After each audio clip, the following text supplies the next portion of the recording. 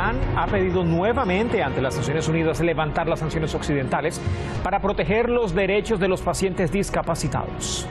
La República Islámica reitera que son restricciones que van en contra de los derechos básicos de la población y que además violan las normas de los derechos humanos. De acuerdo con el jefe de la Organización de Bienestar de Irán, Ali Mohammad Qadri, las sanciones de Estados Unidos y también de países occidentales, países europeos, ¿no?, en su conjunto, contra la República Islámica de Irán han tenido efectos significativos en el costo de los artículos de rehabilitación, también en los servicios especializados y el poder económico de la población, el poder económico de las personas bajo la cobertura de todos estos servicios. Comienza Detrás de la Razón. Bienvenidos.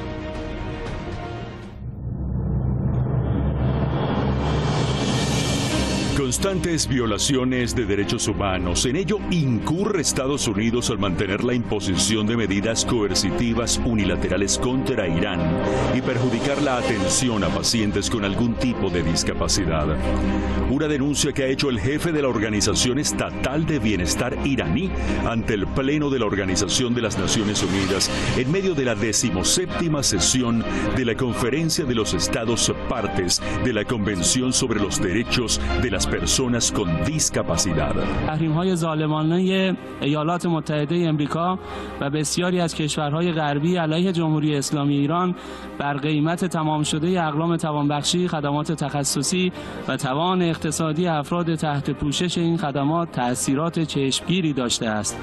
حال جامعه جهانی و محافل حقوق بشری باید به این پرسش‌ها پاسخ دهند که تحریم جامعه معلول ایران با کدام یک از موازین حقوق بشری سازگار است.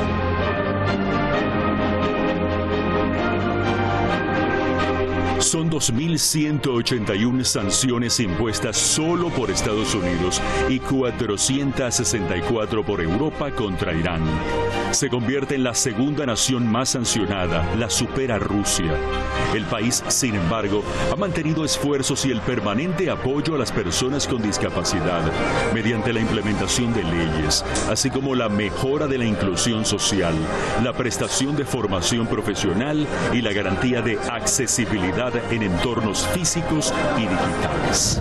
احترام به افراد دارای معلولیت و تلاش برای ایجاد فرصت‌های برابر برای آنان همواره در آموزه‌های دینی و ملی و برنامه‌های جمهوری اسلامی ایران قرار داشته است.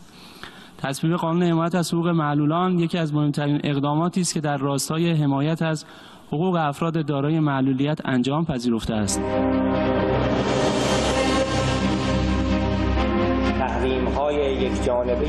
Precisamente para hacer frente a las sanciones impuestas por Occidente, Irán ha sido aceptado en diferentes mecanismos de integración que son ahora el fuerte contrapeso a la hegemonía unilateral liderada por Estados Unidos. El canciller interino de la República Islámica ha participado en la reunión de los países BRICS Plus en Rusia. Allí denunció el comportamiento poco profesional de la Agencia Internacional de Energía Atómica respecto al programa nuclear de Irán. So Iran has committed no mistake or violated any commitment, and it's the Western parties, especially the three European countries, that by abusing the technical and specialized mechanism of the IAEA are after compensating their failures in other areas. And in fact, they've turned the IAEA into a place for their political settlement with Iran. They will surely not be successful. Ha sido la primera asistencia de representantes iraníes al encuentro de los países BRICS Plus desde que Teherán comenzó a ser parte del grupo en enero de este mismo año. Bagheri Kani ha asegurado que la presencia de Irán en el grupo es de importancia estratégica para la nación. También ha puesto de relieve que la membresía de la República Islámica tanto en el grupo de economías emergentes como en la Organización de Cooperación de Shanghái corresponde al legado de los mártires presidente Seyed Ebrahim Raisi y su canciller Hossein Amir Abdollahian.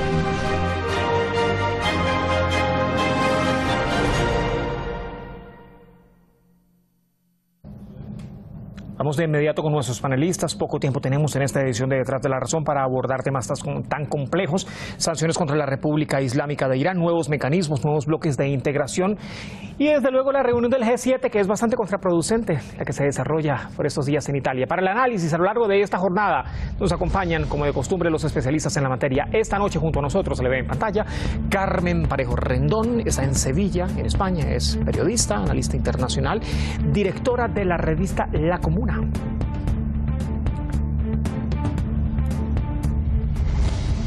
También durante esta jornada de análisis y debate, Isaac Vigio, se le ve en pantalla, analista político, analista internacional, investigador y también articulista, y conoce muy de cerca toda la situación de países sometidos a sanciones unilaterales por parte de Occidente, con Estados Unidos a la cabeza.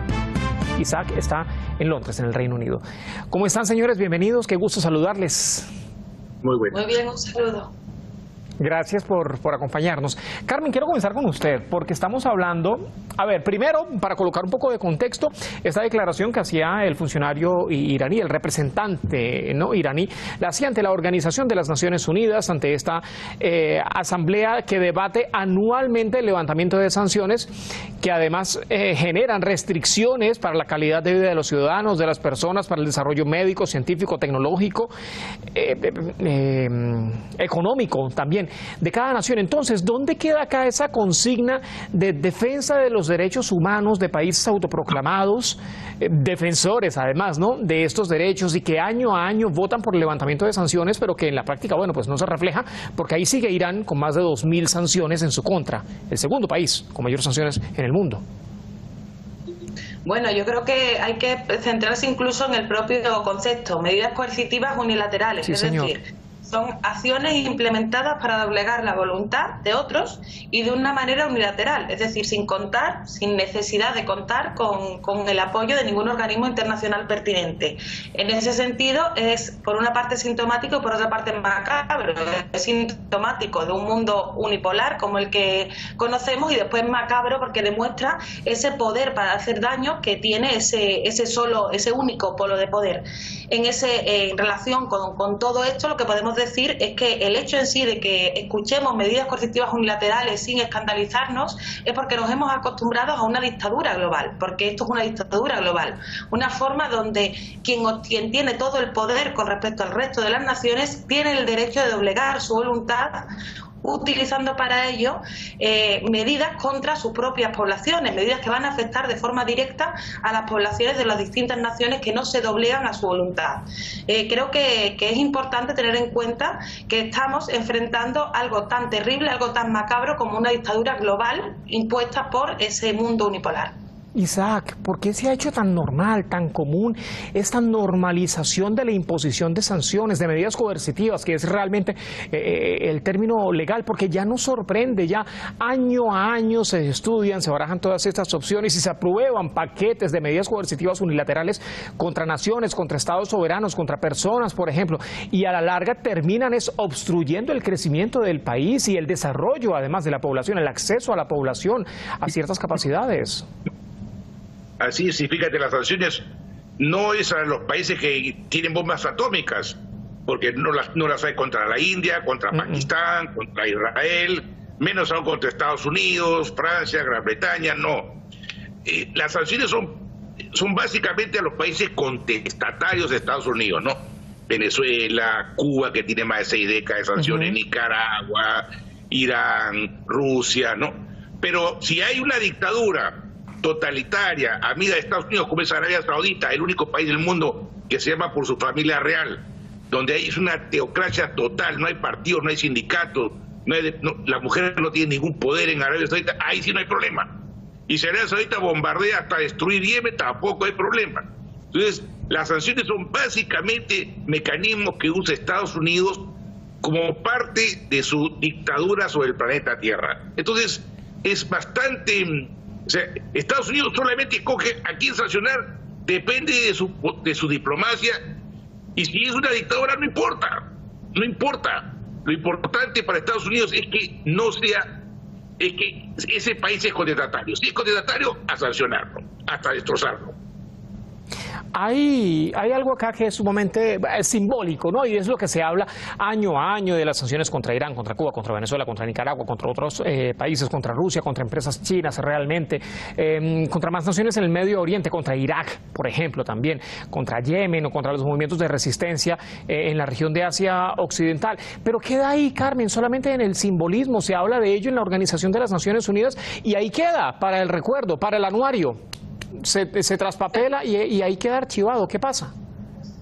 Hace un par de días el representante del pueblo saharaui, que no tiene representación en Naciones Unidas, pero que sí que efectivamente le permiten ir allí y expresar lo que están viviendo, denunciaba que Naciones Unidas parecía que más que unas Naciones Unidas eran unas Naciones Unidas del imperialismo o las Naciones Unidas del neocolonialismo, y que no estaban sirviendo para lo que se supone que fue creada Naciones Unidas, que era para que fuese ese organismo donde todas las naciones en igualdad de condiciones, no como ocurría previamente con la Sociedad de Naciones, pudiera dirimir sus diferencias políticas. Y además hay que tener en cuenta que Naciones Unidas siempre se ha puesto la medalla de ser el responsable de que se produjeran los grandes procesos de descolonización en el mundo. Entonces, lo que estamos viendo es que Naciones Unidas se ha convertido en un organismo vacío, un organismo donde efectivamente puedes ir a quejarte, porque todos los países o incluso los que no tienen Estado pueden ir a hacer sus reivindicaciones ahí, pero que está completamente determinado, está todo completamente controlado,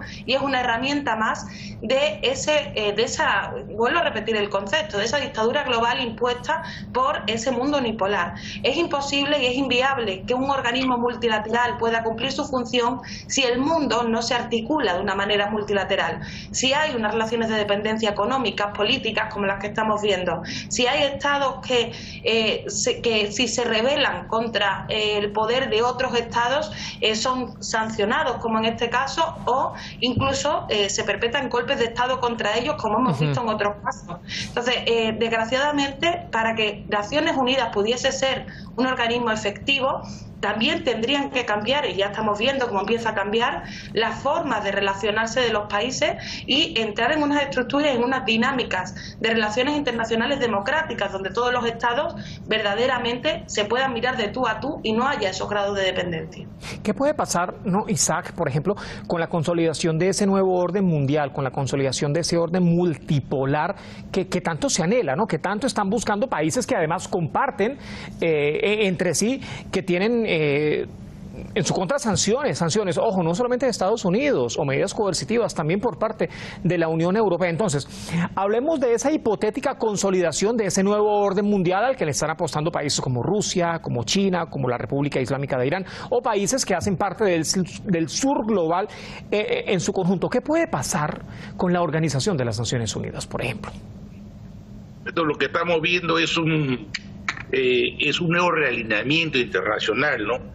Porque durante la Guerra Fría lo que teníamos era el conflicto entre la OTAN y el Pacto de Varsovia, pero ahora resulta, y había un tercer mundo, ¿no? Y ahora resulta que ya no hay Pacto de Varsovia y que Rusia prácticamente entraba al tercer mundo. Entonces, ahora hay a Rusia, China, que ahora es una potencia económica que está casi al mismo peso de Estados Unidos, Rusia, China, varios países de Asia Central, incluyendo Irán, Sudáfrica, la mayor parte de América, los países más importantes de América Latina, hacen un contrapeso a los países atlánticos y a Japón, ¿no? Entonces, hay una especie de intención de crear un mundo no totalmente dominado por los norteamericanos, sino un mundo menos hegemónico.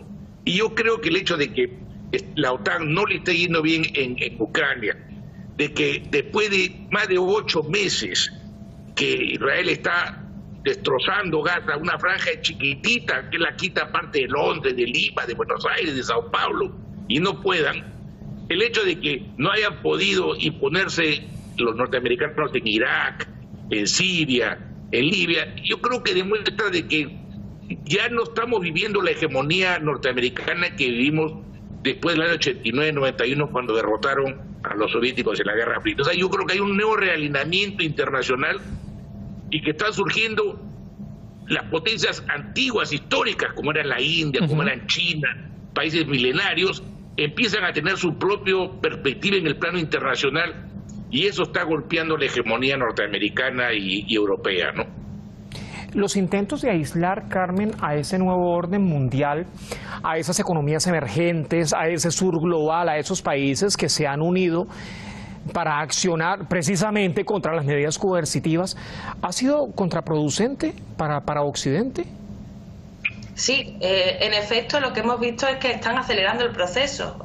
Por ejemplo, con las sanciones con Rusia, lo que han conseguido es reforzar la alianza entre Rusia y China, que era algo que teóricamente querían evitar. Igualmente ocurre con Irán. En el caso de las sanciones contra Irán, lo que en los últimos años la política que ha seguido Irán ha sido precisamente reforzar esas alianzas con el resto del mundo. O sea, es decir, si la Unión Europea rechaza tener alianzas con Irán, Irán tiene al resto del mundo para seguir haciendo alianzas. La Unión Europea es la que tiene más dificultades porque cada vez tiene más enemigos. Entonces, realmente lo que estamos viendo es exactamente lo contrario. Un proceso que ya estaba en marcha, un proceso que realmente es inevitable porque los propios desarrollos económicos de las naciones, incluso también las luchas políticas que también están surgiendo. Estamos viendo un renacer de ese tercer mundo como sujeto político, por ejemplo, en el continente africano. Todo ese cambio que se está produciendo a nivel global, lo único que están consiguiendo con este tipo de políticas es acelerar ese proceso, en lugar de aceptar, que deberían de aceptar este cambio e intentar integrarse en el mundo multipolar con dignidad. Pero es muy difícil porque se han acostumbrado a mantener su desarrollo en base al modelo actual y les está costando mucho aceptar que es que las cosas van a cambiar independientemente de las medidas que hagan, y que de hecho las medidas que están haciendo solo aceleran ese cambio. Y ha tenido costo político, costo económico y sobre todo costo social, puertas adentro, en todos los diversos países a los que nos estamos refiriendo como Occidente en su conjunto, ¿no? También esa mal llamada comunidad internacional, que hablan solamente de unos cuantos países, ¿qué? 7 prácticamente, los mismos que integran el G7, que están reunidos ahora en Italia. Hablaba un investigador, Isaac, decía: las acciones hostiles de los países europeos solo aumentaron su dependencia de Estados Unidos y fortalecieron las relaciones entre Rusia y China. Y si acá nos ponemos a ver, por ejemplo, ¿cómo ha sido? Y yo le quiero llamar detrimento, yo no sé qué término le quieran o le puedan dar ustedes, pero ese detrimento, por ejemplo, político y económico del G7, que eran las principales economías mundiales, frente a los BRICS, por ahora, ¿no? Bueno, BRICS Plus, con la incorporación de los otros, miembros a partir del 1 de enero de este mismo año, podemos establecer al menos una diferencia de lo que era ese G7 de hace 10 años y lo que puede ser o llegar a ser el G7 dentro de unos 10 años más o menos, cuando además ahora hay mecanismos de integración que ya tienen establecidas hojas de ruta, al menos para las próximas 2 décadas. Un ejemplo de eso es las relaciones China y la República Islámica de Irán, por ejemplo. Bueno, el G7 está compuesto por Estados Unidos, Canadá, Francia, Reino Unido, Italia, Alemania y Japón. Antes estuvo Rusia, que se llamaba G8, lo sacaron a Rusia. Ahora, efectivamente, el G7 tiene mucho poder económico y militar. Ahí hay por lo menos 3 potencias nucleares. Pero la verdad es que el BRICS ampliado, que es Brasil, Rusia, India, China, Sudáfrica, más ahora Arabia Saudita, Emiratos, Egipto, Irán, Etiopía, son muchísimo mayores en territorio, en población, y su economía está creciendo bastante. China le está quitando los talones de Estados Unidos como la primera potencia económica global. Entonces, ya no tiene el G7 la misma prerrogativa que tenía antes, ahora tiene más debilidades, y el G7 está haciendo todo lo posible por ganar la guerra en Ucrania y no la está ganando. O sea, hace 2 años que está esta guerra y los rusos y los ucranianos de habla rusa siguen controlando un quinto de este país, la parte oriental de este país y el sur de este país, y no pueden avanzar y tampoco pueden lograr sus objetivos en la guerra de Gaza. Es una franja chiquititita. Es increíble cómo la guerra de 6 días de Israel conquistaron otros países vecinos, pero no pueden en Gaza, que es una franja extremadamente pequeña, son un par de playas. Y creo que el G7 ya no tiene la fortaleza que tenía antes, no la tiene, y me parece que también hay un despegue de América Latina, que no hemos hablado mucho de este programa, pero hay bastante. México está empezando a bailar con su propio pañuelo, Brasil lo mismo, Colombia lo mismo, y inclusive cada en el caso vez más, africano, por ejemplo, hay países que están viendo con mejores ojos las inversiones en América Latina. Bueno, el caso de Irán, por ejemplo, es uno de ellos, el acercamiento que ha tenido Irán durante los últimos años a América Latina. Sí, es algo también novedoso porque nunca Irán tenía relación con América Latina, casi no hay migración persa en América Latina, pero en este milenio, empezando con la alianza entre Venezuela e Irán, han venido ampliando una serie de relaciones entre Irán y América Latina. Pero hay otra cosa que quería contar que me había hecho el anterior colega, eso es el problema de África. África empieza a rebelarse contra Francia, las antiguas dependencias africanas de Francia que todavía hablan el francés como lengua oficial, utilizan un tipo de franco como moneda, empiezan a rebelarse contra Francia y votar a las empresas francesas. Entonces, estamos viendo una especie de crisis de lo que ha sido el G7. Tenemos el problema de Nueva Caledonia, que está en un hervidero, una dependencia francesa en Oceanía. Estamos viendo, yo creo, una crisis del G7, y otro elemento más que va a formar más parte de la crisis del G7 es el hecho que, por ejemplo, Italia tiene un gobierno neofascista o postfascista, porque la Meloni, la primera ministra, tiene una herencia de Benito Mussolini. Y por otra parte, vamos a tener que el Reino Unido va a tener un gobierno laborista, en Alemania un gobierno socialdemócrata, en Estados Unidos no sabemos si va a venir Trump o no va a venir Trump. Entonces, hay mucha contradicción interna entre los distintos proyectos al revés políticos. De Francia, ahora en las elecciones europeas.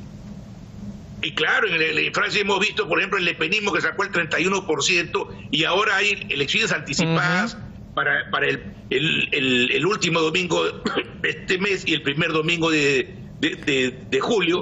Entonces, yo creo que las elecciones anticipadas y que va a haber en Francia va a avanzar el lepenismo, pero no creo sinceramente que el lepenismo tenga la fuerza como para imponer tener un nuevo primer ministro en Francia. Lo dudo, pero igual hay una base en la extrema derecha antimigrante, por una parte, y acá en el Reino Unido va a ganar el laborismo el 4 de julio. Entonces, vamos a tener una serie de choques en cuanto a las perspectivas de las distintas fuerzas dentro del G7. Hay muchas diferencias que hacer contra Ucrania, que hacer sobre la Gaza.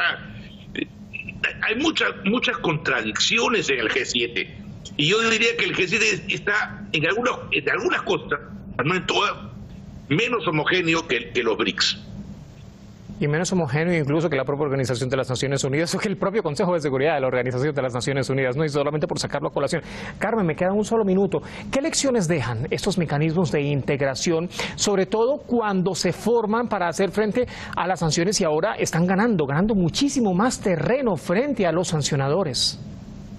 Pues como estábamos diciendo, lo que reflejan es esa aceleración de un proceso que estaba en marcha, que es el proceso hacia un mundo multilateral o multipolar, donde ya no va a haber un solo polo de poder y donde establecer este tipo de mecanismos cada vez va a ser más difícil, y esto va a suponer unos cambios muy profundos a nivel económico, a nivel político, a nivel social, y lo vamos a ver reflejado en todos sitios, pero yo creo que sobre todo, como ya estabais mencionando, en los países de lo que ha sido el histórico centro imperialista, que están en profunda crisis. Hemos hablado de Europa, pero también Estados Unidos. Estados Unidos está viviendo también internamente una situación muy crítica. Y yo creo que de eso nos vamos a seguir dando cuenta en el siguiente semestre, en el segundo semestre de este mismo año, porque se viene ese montón de elecciones para Europa, más se vienen las elecciones el 5 de noviembre para los Estados Unidos, ¿no? Señores, lamentablemente se nos termina el tiempo. Qué gusto haber compartido con ustedes. Muchísimas gracias. Gracias por acompañarnos. Igualmente. Ha sido un gusto. Irán se ha venido adentrando cada vez más en la formación de ese nuevo orden mundial, un nuevo mundo que no se rija por las normas del unilateralismo y que apunte a las economías emergentes y sobre todo al sur global históricamente olvidado, ¿no? De por sí. Un ejemplo de ello, bueno, las reuniones que incluso ha mantenido el canciller interino de Irán, Ali Bagheri Kani, con representantes de varios países que comparten ser víctimas de las sanciones unilaterales. Y el objetivo de las partes no es otro que avanzar en los propósitos de la política exterior para hacer frente a los designios de un solo grupo de poder, a los designios de Occidente con Estados Unidos a la cabeza. Gracias por acompañarnos, se nos termina el tiempo lamentablemente. Mañana seguimos analizando qué ocurre en esta región de Asia Occidental y por qué es tan sumamente estratégica para el nuevo orden mundial.